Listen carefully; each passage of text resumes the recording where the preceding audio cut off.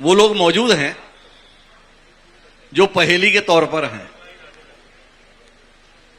मेरी बाईं ओर संतोष पांडे जी हैं। इस संसदीय क्षेत्र से लगातार 2 बार चुनाव क्षेत्र में विजयश्री हासिल कर संसद में पहुंचने का सौभाग्य आपने उन्हें प्रदान किया है। पिछली बार जीते वो तो ठीक ही था, पर इस बार जीते, एक कमाल की बात थी। कैसे जीते इसे बताने के लिए संतोष जी भी हमारे साथ में हैं और भुवनेश्वर जी और छन्नी जी भी हमारे साथ में हैं।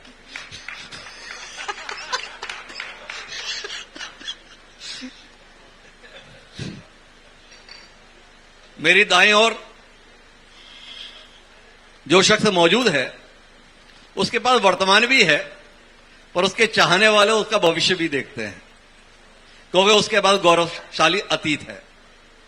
उनके पिता को भी इस राजनांदगांव संसदीय क्षेत्र के प्रतिनिधित्व करने का सौभाग्य आपने प्रदान किया था।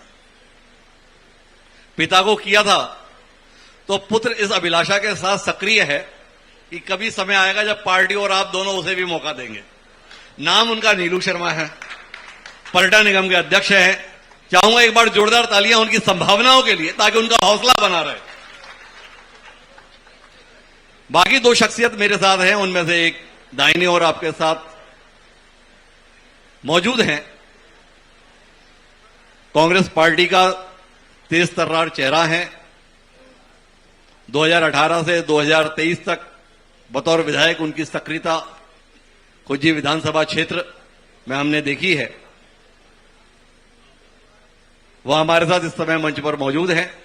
मैं चाहूंगा जोरदार तालियों के साथ स्वागत करें छन्नी साहू जी का। और 2018 से 2023 तक पवित्र डोंगरगढ़ नगरी का प्रतिनिधित्व विधानसभा में करने का सौभाग्य जिन्हें हासिल हुआ था, वो भुवनेश्वर बघेल जी भी हमारे साथ हैं। इतनी कमजोर तालियों से आप भुवनेश्वर बघेल जी का स्वागत करें, ये बात ठीक नहीं है। पार्टी से उन्हें समर्थन 2023 में नहीं मिला, पर इस सभागार में तो आपका समर्थन पूरी दमदारी से मिलना चाहिए। चाहूंगा जोरदार तालियां भुवनेश्वर बघेल जी के लिए। तो चर्चा की शुरुआत सांसद महोदय से करते हैं। संतोष पांडे जी हमारे बीच में हैं। तो संतोष भाई, सांसदी के 5 साल और सांसदी के 2 साल, थोड़ा समीक्षा करो ना आप, मजा किसमें ज्यादा रहा?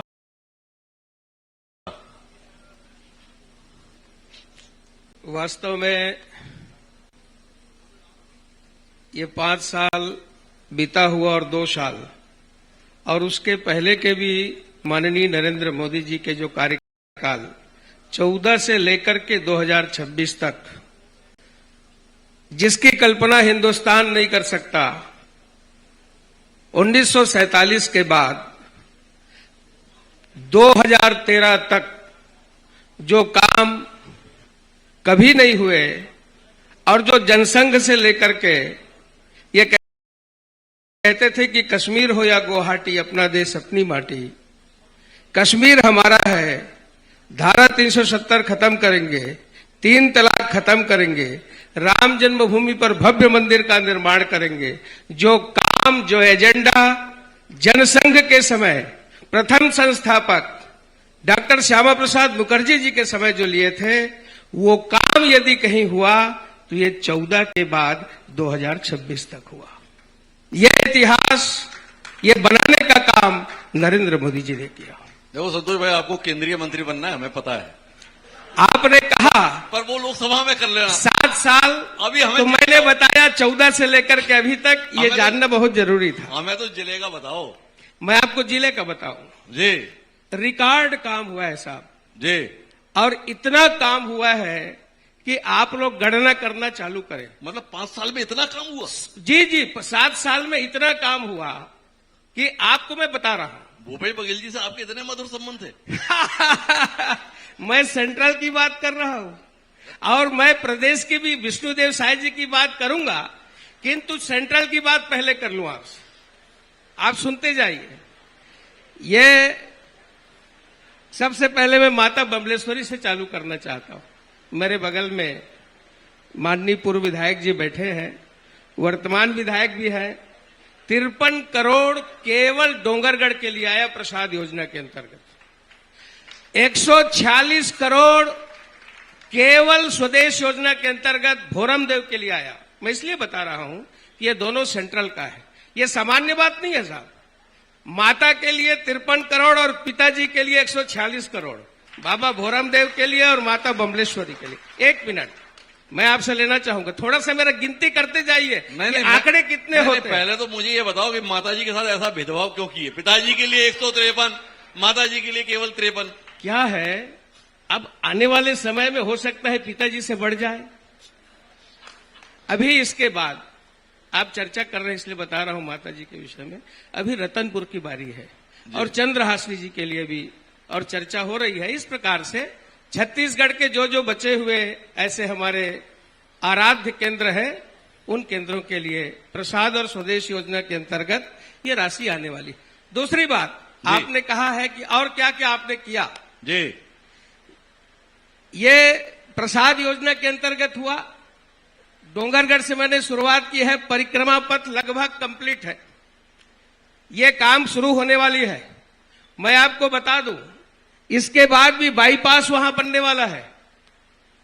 और आज जो डोंगरगढ़ से लेकर के रेलवे के विषय में आप कह सकते हैं कि हमारा डोंगरगढ़ तक राजनांदगांव से चौथी लाइन का कार्य 328 करोड़ का। 328 करोड़ कितने में? केवल 32 किलोमीटर में। बिलासपुर से नागपुर तक चौथी लाइन का सर्वे चल रहा है। और मेरे डोंगरगढ़ में मुड़ी पार, मुसरा, जटकनहार, पनियाजोग, बोर तालाब, बाकल, ये लंबा हिसाब इसलिए सूची लेके आया। ये सब का ग्रेडेशन हुआ, इसको उठाया गया, ऊंचाई इसको दी गई। और आपको बताऊं, अभी राजनांदगांव से नागपुर तक तीसरी लाइन का कार्य, इसकी लागत 3,544 करोड़, केवल 288 किलोमीटर के लिए। परमाल कसा, यानी हमारे राजनांदगांव परमाल कसा है, यहां से नया रायपुर होते हुए जो खरसिया तक जाने वाली है, 7,853 करोड़। और सुनिए आप, यहां जितने भी ओवरब्रिज है, ओवरब्रिज का नाम आते ही बहुत सारे प्रश्न उठेंगे, मैं जवाब दूंगा, किंतु 13 ओवरब्रिज बनाने का काम और अंडर ब्रिज बनाने का काम हमने किया। यह ऐतिहासिक, यह मील का पत्थर है। एक निवेदन और मेरा सुन लीजिए, अभी रेलवे का शुरू हुआ है, रोड का नहीं शुरू किया हूं मैं। जब सड़क शुरू करूंगा तो आप जोड़ते जाइए। अभी जो डोंगरगढ़ का मॉडल स्टेशन है, अमृत स्टेशन, वो 12.5 करोड़ का है। और राजनांदगांव का जो अमृत स्टेशन है वो 14 करोड़ का है। करोड़ों के काम केवल रेलवे में हुए। अब आप राजमार्ग का थोड़ा सा बताना इसलिए जरूरी है। राजनांदगांव से खैरागढ़ तक कितना किलोमीटर है? 40 किलोमीटर है। 94 करोड़ रुपए की लागत से शानदार चौड़ीकरण का काम चल रहा है। राजनांदगांव से चौकी तक 100 किलोमीटर है, 294 करोड़ का काम चालू हो चुका है। और आप सुनिए, ऐसे मैं लंबा चौड़ा ये 4 पत्ते का है, बताऊंगा तो बहुत ज्यादा समय लगेगा। आपको देख रहा हूं कुछ और प्रश्न करना चाहते हैं, मैं तैयार हूं। अरे मुझे तो केवल इतना बताओ, आप ये डोंगरगढ़ के संदर्भ में इतना सारा काम बता रहे थे, काम आप कराए, जीत हर्षिता जी गई, खांडेगढ़ जी कहां रह गए? क्या है साहब, जो इनके नेता थे ना जी, थोड़ा सा छत्तीसगढ़ डगमगाया, वहां ये बछिया की पूछित पकड़ लिए जी। वो आखिरी समय पकड़ते हैं, बैतरनी पार करते समय जी। तो बोले क्या किया जाए, कैसे तरे, कैसे पार लगे जी। तो यहां के जो इनके कांग्रेस के नेता ठगेश बघेल जी बछिया की पूछी पकड़ लिए और गंगा जल उठा लिए जी। बस वही फर्क खा गया। नहीं तो भाई आपने पहली बहुत बुझाई पर हमारी समझ ना आई। हमें यह बताओ कि डोंगरगढ़ में कहानी आपकी क्यों नहीं बन पाई, मतलब आपकी पार्टी की? मैं बताया आपको, डोंगरगढ़, डोंगरगांव और भी है, खुज्जी भी है, किंतु और अपना दूसरे जिला का है मानपुर मोहल्ला, मेरी लोकसभा है जी। तो वास्तव में छत्तीसगढ़ के आदमी यदि गंगा जल कोई उठा ले तुलसी दल कोई उठा ले और पूछ यदि पकड़ ले तो थोड़ा सा प्रभावित हो जाते हैं जी। और वही फर्क खा गया वहीं पे। तो भैया जब पूछ पकड़ ही रहे थे भूपेश बघेल जी, तो फिर भुवनेश्वर जी को क्यों छोड़ दिए? नहीं तो वही बताया ना कि ये है भुवनेश्वर जी है, भुवनेश्वर जी निपट गए ना, बहन जी आ गई इसी कारण। जी। हाँ। और भी बहुत है मंच में है, मैं ज्यादा नहीं बोलना चाहता। मित्रवत बाकी भुवनेश्वर अपने बघेल जी जो है भुवनेश्वर जी, इनके विषय में वो सब लोग जानते हैं। ऐसा भुवनेश्वर जी ने क्या मित्रता निभाई, आप बोलना नहीं चाहते? नहीं नहीं ठीक है, जो वर्तमान है उनके विषय में बात करें। आप बात अच्छा, कर सकते आपने हैं। 5 साल के अंतर्गत प्रदेश के स्तर पर राजनांदगांव क्षेत्र में, राजनांदगांव जिले में कितनी अनुकूलता रही? राजनांदगांव जिले में पूरी अनुकूलता है, इसीलिए तो मैं दोबारा आया हूं। और यहाँ की जनता ने जो मुझे आशीष दिया है वो जीवन भर में भूल नहीं सकता। तो मैं यही तो समझना पूरे चाहता लोकसभा हूं में कि भाई भाजपा के सारे नेता उन 5 साल के कांग्रेस के कार्यकाल में परेशान रहे। संतोष पांडे जी ने क्या सेटिंग बिठाई कि 5 साल में भी आपका बढ़िया ही चला? आप बता रहे हो खुद। नहीं नहीं ऐसा नहीं है। अरे अभी तो आप खुद बोल रहे थे। वास्तव में भारतीय जनता पार्टी के कार्यकर्ता, नेता और जितने भी विधायक सांसद थे सभी परेशान थे, और उसके अनेक उदाहरण भी है, अनेक उदाहरण है। हम अपने संवाद को आगे बढ़ाएंगे, लेकिन इस समय हमारे साथ इस सभागार में प्रदेश की सियासत के सबसे सशक्त और सम्मानीय हस्ताक्षर डॉक्टर रमन सिंह जी का आगमन हुआ है। मैं चाहूंगा एक बार जोरदार तालियों दे पूरा सभागार उनके सम्मान में करतल ध्वनि से उनका स्वागत करे। माननीय डॉक्टर साहब का अभिनंदन करते हैं पूरी सभागृह।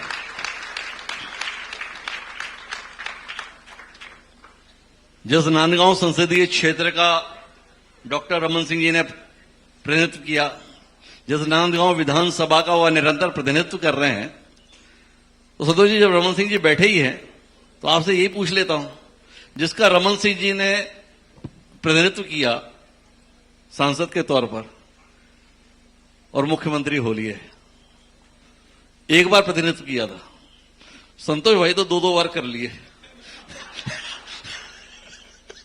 डॉक्टर साहब का आशीर्वाद पूरा है, जनता का आशीर्वाद है और उसी का परिणाम है। और रही बात हमारे, अब मेरे माता पिता ही संतोष रख दिया है। तो भाई संतोष पांडे जी के संतोष के लिए एक बार जोरदार तालियां। और आपका आशीर्वाद हमेशा है, आगे बढ़ रहा हूं मैं। और कहीं भी संगठन या सत्ता में जो भी काम दिया गया और उस काम को संगठन के समय भी बखूबी निभाना, चाहे वो बस्तर का संभाग का प्रभारी हो, उस दौरान मुझे याद है कि जितना दौरा किया कि मेरा डीजल में ही कटौती कर दिए। बोले बहुत दौरा कर रहा है, इसका डीजल आधा कर दो, पूर्व सरकार में। और ये परिणाम चाहे जो हो, उसकी कटौती से क्या होता है, 12 सीट में से 8 बस्तर में जीत करके आए, ये वहां की जनता ने आशीर्वाद दिया। पर आप तो भूपेश बघेल जी को फिर अपने राजनांदगांव में बुला लिए। नहीं, क्या सेटिंग थी आपकी? क्या है, वो छत्तीसगढ़ी में कहते हैं झपा गए। तो वास्तव में क्या होता है, वो आ गए, किंतु उनको ये पता नहीं था कि अकेला राजनांदगांव विधानसभा शहर ही काफी। उन्हें सोचना चाहिए था, जैसी करनी वैसी भरनी।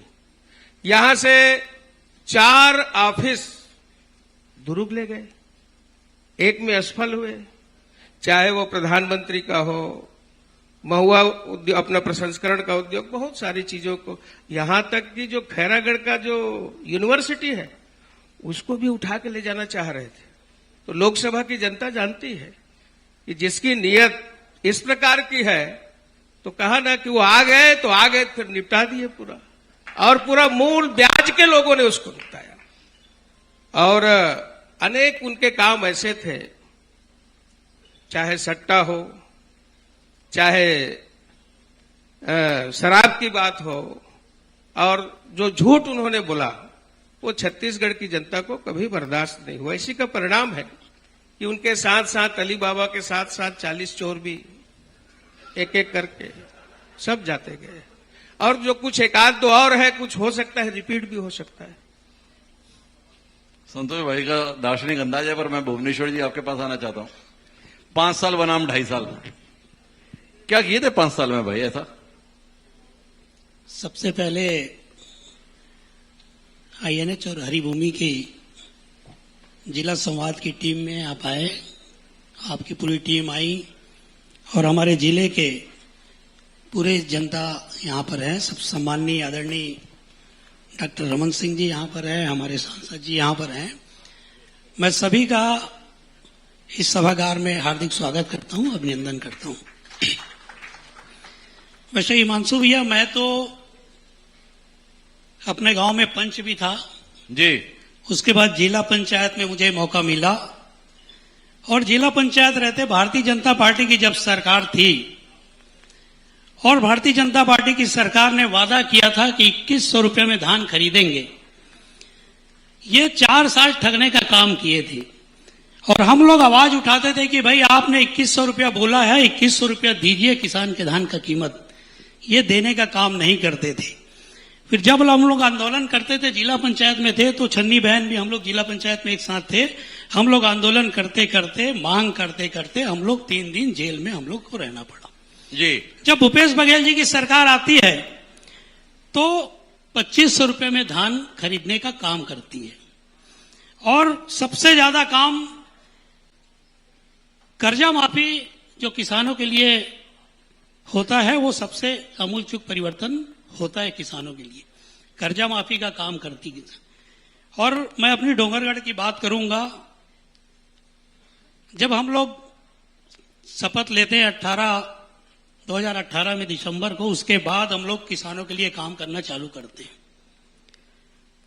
जो बरनारा हमारा डोंगरगढ़ के पास जो है, उसका नहर लाइनिंग का काम चालू होता है। रूसे जो है उसका नहर लाइनिंग का काम चालू होता है। देवकट्टा जो है उसका नहर लाइनिंग का काम चालू होता है और तेंदू भाटा जलाशय, उसमें नहर लाइनिंग का काम हमारी सरकार करती है। किसके लिए?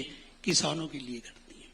और सबसे ज्यादा तो मैं हमारे प्रदेश के मुखिया भैया भूपेश बघेल जी को धन्यवाद दूंगा, जिन्होंने धान खरीदी केंद्र, जैसे हमारा क्षेत्र घुमका है, वहां पर 40-45 गांव के किसान धान बेचने आते थे और 2-2, 3-3 रात, मैं भी जब अपना धान बेचने जाता था तो 2-2, 3-3 रात हम लोग वहां पर बिताते थे, तब जाके हम लोग का नंबर आ पाता था। और जब हमारी सरकार आती है, किसान के बेटे को जब हम लोग मुख्यमंत्री बनाते हैं, मेरे क्षेत्र में 14 जगह नवीन धान खरीदी केंद्र खोलने का काम आदरणीय भैया भूपेश बघेल जी की सरकार ने किया था। अभी क्या होता है, जब हमारी सरकार, अभी जब हमारे किसान जब धान बेचने जाते हैं, वो धान बेच के तुरंत अपने घर को आ जाते हैं।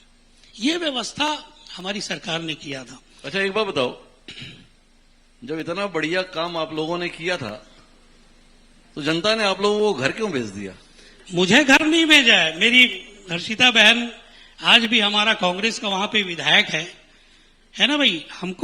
हमको वहां से जीत मिली। प्रदेश में तो कम से कम जनता को मौका मिला कि उसने कांग्रेस को घर भेज दिया। आपने ऐसा क्या किया था भाई जिसके चलते पार्टी ने आपको जनता के बीच ही ना भेजा?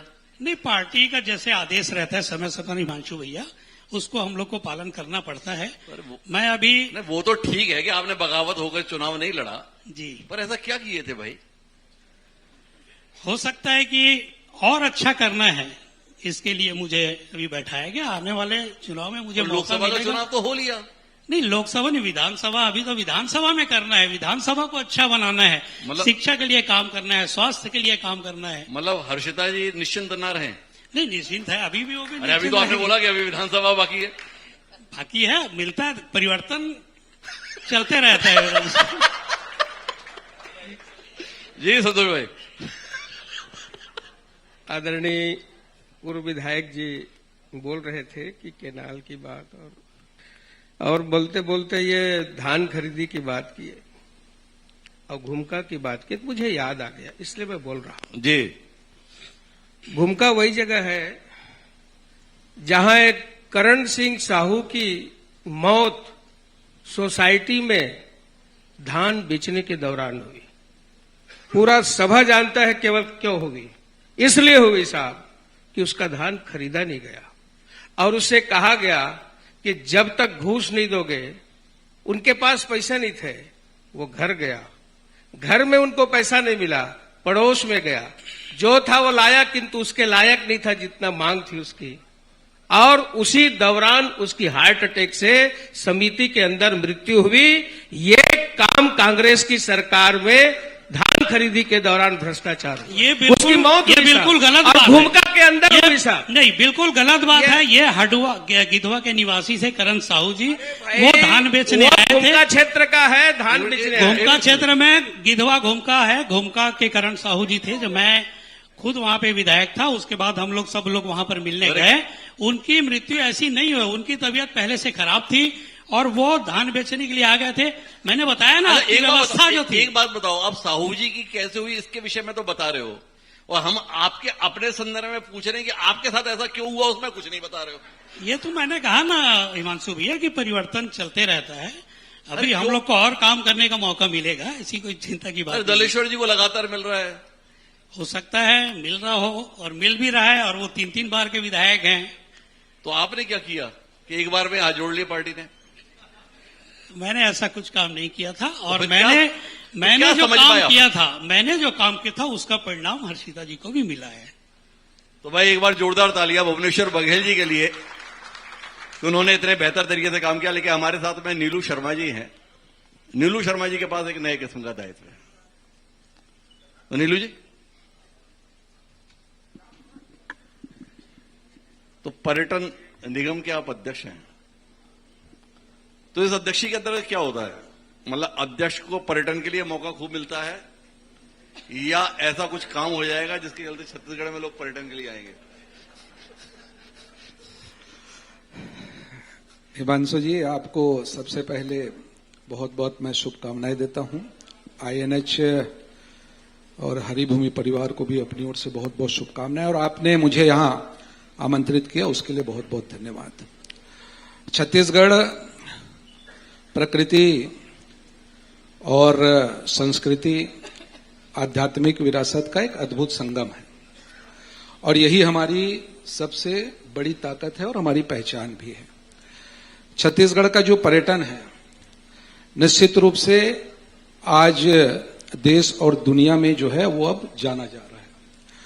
प्रधानमंत्री जी के डोमेस्टिक टूरिज्म, स्वदेश दर्शन, भारत देखो, भारत का दर्शन, और इस विजन को हमारे छत्तीसगढ़ के यशस्वी मुख्यमंत्री आदरणीय श्री विष्णुदेव साय जी, पर्यटन के हमारे यशस्वी मंत्री आदरणीय श्री राजेश अग्रवाल जी के संकल्प के साथ छत्तीसगढ़ टूरिज्म बोर्ड जो है एक नए विजन के साथ काम कर रहा है। छत्तीसगढ़ वास्तव में बहुत खूबसूरत राज्य है। ये प्रभु श्री राम का ननिहाल है, माता कौशल्या की भूमि है। बस्तर की अगर मैं बात करूं तो बस्तर की जनजाति, लोक कला, वहां का पारंपरिक व्यंजन, वाटरफॉल, माउंटेन, वाटर बॉडी, वहीं सरगुजा जो बहुत ही हरियाली से भरा हुआ है। मध्य छत्तीसगढ़ की अपनी एक अलग विशिष्टता है। आपने पूछा कि छत्तीसगढ़ पर्यटन मंडल का जो दायित्व मिलने के बाद मैं आपके सामने कुछ बिंदु है उसको रखना चाह रहा हूं। जी, छत्तीसगढ़ पर्यटन मंडल की जब स्थापना हुई 18 दिसंबर 2002 के आसपास, और इन 26 वर्षों में छत्तीसगढ़ पर्यटन मंडल में जो हमारे लिए सबसे महत्वपूर्ण है वो है हमारे टूर ऑपरेटर और स्टेक होल्डर। ये बहुत ही कम संख्या में रजिस्टर थे। इन 1 वर्षों में हमने प्रदेश के विभिन्न इवेंटों को जो है वो ज्वाइन किया, उसमें शामिल हुए, और इसका ये परिणाम रहा कि छत्तीसगढ़ के बारे में जो अन्य राज्यों में वहां ये समझा जाता था कि छत्तीसगढ़ जो है वो नक्सलवाद का राज्य है, ट्राइबल राज्य है, पिछड़ा राज्य है। और जब हम अपनी पूरी टीम के साथ उस इवेंट में और उस प्रोग्राम में जब हम भाग लिए तो उसका ये परिणाम रहा कि इन 15 महीनों में जो 20 स्टेक होल्डर और टूर ऑपरेटर रजिस्टर थे 20 साल में, वो इन 1 सालों में 300 से भी अधिक टूर ऑपरेटर और स्टेक होल्डर जो है वो रजिस्टर हो चुके हैं। ये इसलिए भी जरूरी है कि किसी भी प्रदेश के पर्यटन केंद्र या पर्यटन स्थल है, उसको देखने के लिए, उसको सेल करने के लिए इनकी आवश्यकता होती है, और यही लोग जो है वो पर्यटकों को जो है राज्यों में भेजने का काम करते हैं। छत्तीसगढ़ पर्यटन के संदर्भ में तो आपने ये कर लिया, और आप अध्यक्ष तो बने राजनांदगांव की सियासत में प्रासंगिक होने के कारण, तो आपके अध्यक्ष बनने से नांदगांव को कुछ मिल रहा है कि नहीं? देखिए, राजनांदगांव अपने आप में एक विशिष्ट पहचान रखता है, संस्कारधानी नगरी है, न्यायधारी नगरी है, और सबसे बड़ी चीज है कि राजनांदगांव में जो नेतृत्व है वो हम सबके आशीर्वाद है, प्रेरणा के स्रोत जो आज यहाँ हम सबके बीच में उपस्थित हैं, पूर्व मुख्यमंत्री और वर्तमान में विधानसभा अध्यक्ष आदरणीय डॉक्टर रमन सिंह जी, और उनके नेतृत्व में, उनके मुख्यमंत्री काल में और अभी जो राजनांदगांव में विकास हुआ है, और उनके नेतृत्व में मुख्यमंत्री काल में भी जो प्रदेश का विकास हुआ है, निश्चित रूप से बहुत सराहनीय।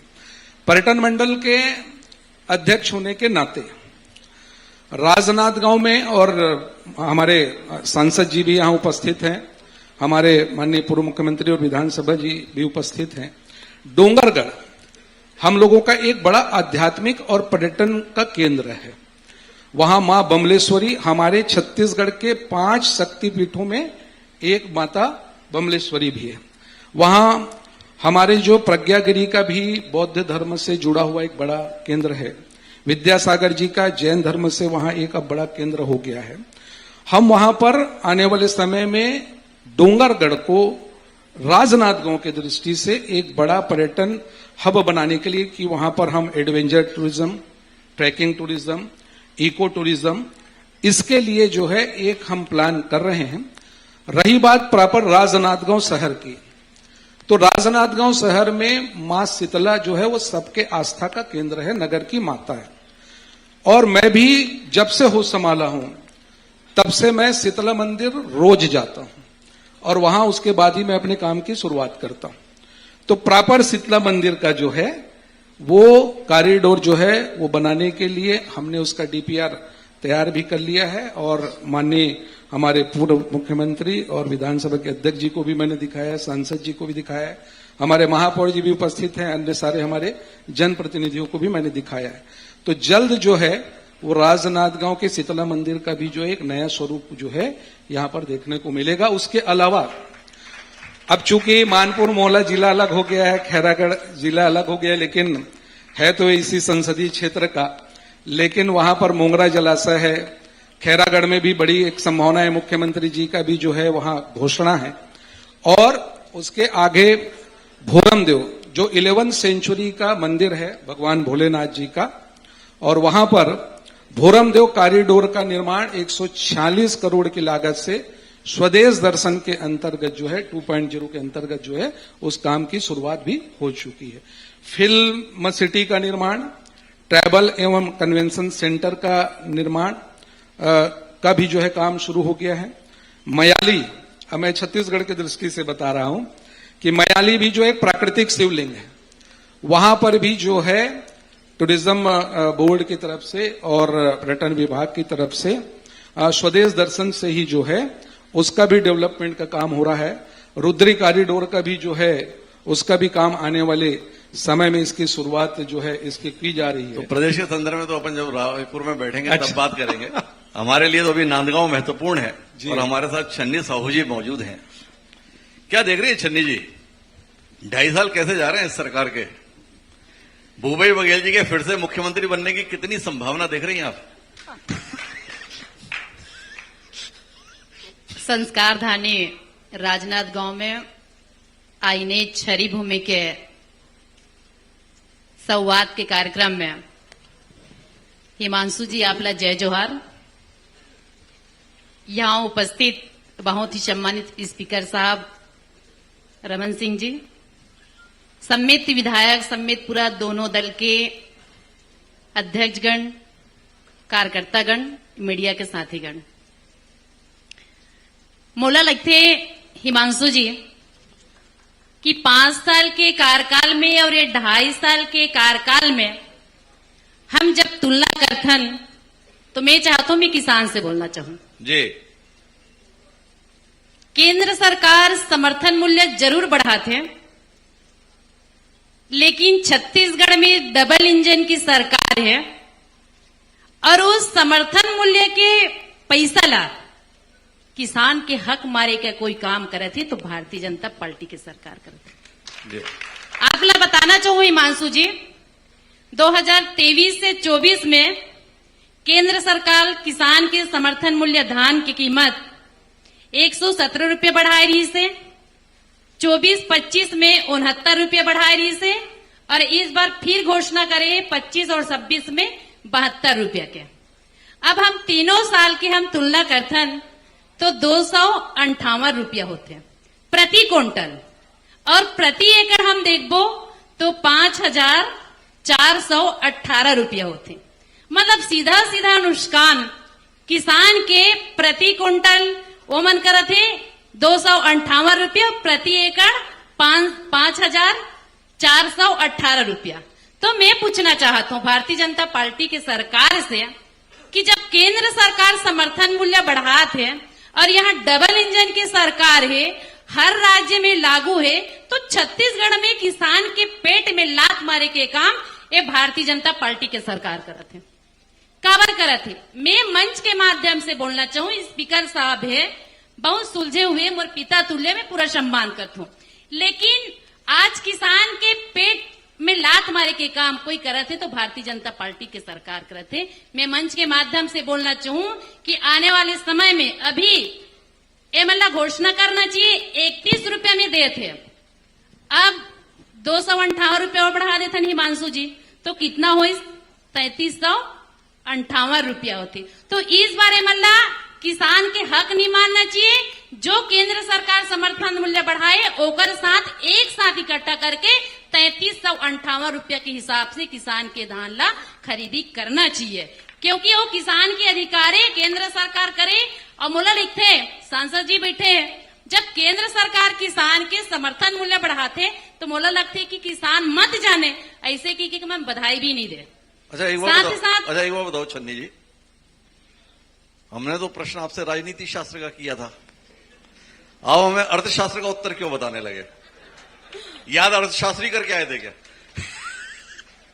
भाई हमने तो इतना सरल सा उत्तर पूछा था, 2.5 साल में क्या देख रही हैं? विष्णुदेव साय सरकार की वापसी की संभावना देख रही हैं या भूपेश बघेल जी के फिर से मुख्यमंत्री बनने की संभावना देख रही हैं? आप कुछ बोलिए नहीं।